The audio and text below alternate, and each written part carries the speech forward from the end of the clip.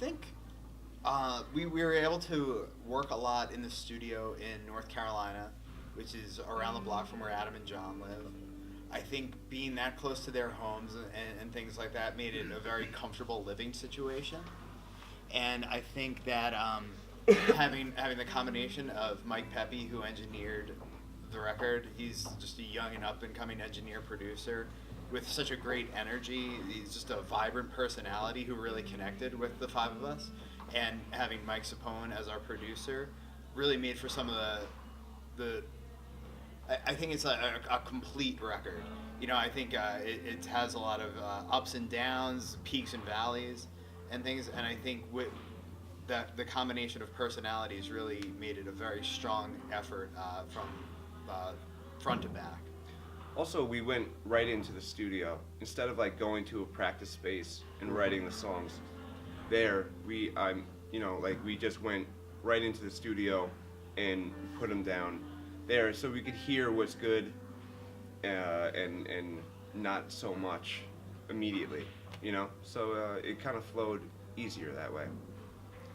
I think it made for a really good album. Yeah, we did a lot of work in the computer arrangement-wise. Like, the chorus isn't working here. Maybe we put the bridge, and the bridge became the chorus or something like that. It's very easy to move it around in Pro Tools instead of working those ideas in the practice space, like Mark was talking about, where we'd hash those out over and over, play a song a dozen times. Well, let's try this here. We just immediately drag and drop it in. And like, okay, that sounds good. Let's play it that way and see.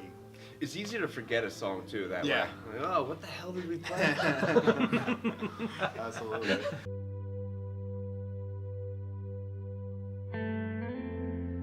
Really great. Fucking fantastic. Yeah, I think it kind of, to me, it's like a classic hard rock record with some more melodic ballad type of stuff and some upbeat dance songs and everything in between. Yeah.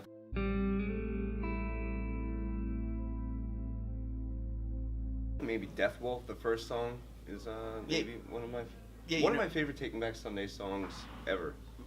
You know, it changes for me kind of as time goes on and we play different songs live, but Death Wolf has been winning me over. Like, originally it was Tidal Wave, the title track, and then it kind of morphed. I was really liking the song All Access a lot, and then now, we've been opening with Death Wolf every night. We've never had a song that fast and, I don't know, punky. I don't know if that's the right word, but yeah, it's fun to play, and it's like nothing that we've done before, and really proud of it.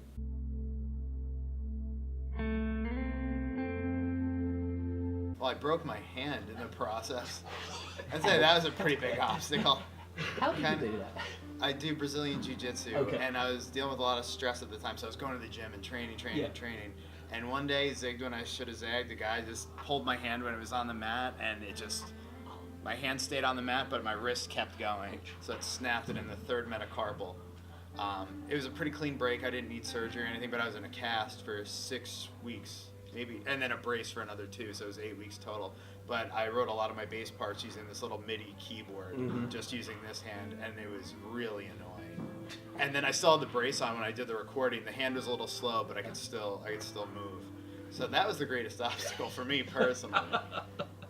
I actually herniated discs in my neck during the pre-production, so I was tracking my drums with numb hands. That was pretty annoying. Yeah, and you can Mark was in so much pain you can actually hear him talk to our producer at the very end of the record. It's very buried in there, but he says, "Mike, I'm done." And that is in there because he was in so much pain, physical pain, and it still hurts him to this day. Yeah. So, yeah, a couple between the rhythm sections. We're getting old, man. Yeah.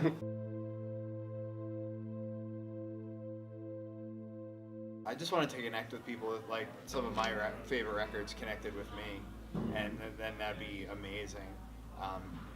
I feel arrogant saying it, you know, but we just put so much love into this record, and we're so proud of it, that if it can have that effect, that's amazing to me. Because there are so many records we grew up loving, and that's always the goal with every record. You want to, like, and Rancid's An Outcome of the Wolves, you know, something like that. the impact that record had on me. If we can do that, that is really the dream come true. What's cool is that like when you put out a new album, you want people to react to it when you play the songs live, and that's a hard thing to do when you put out 7 albums. But with this album, it's really been happening, more so than our last several. Yeah, Happiness is. I mean, like a couple songs off Happiness is. Our last album went well, and the self-titled, there was no reaction at all. So this album has gotten the best reaction, more so.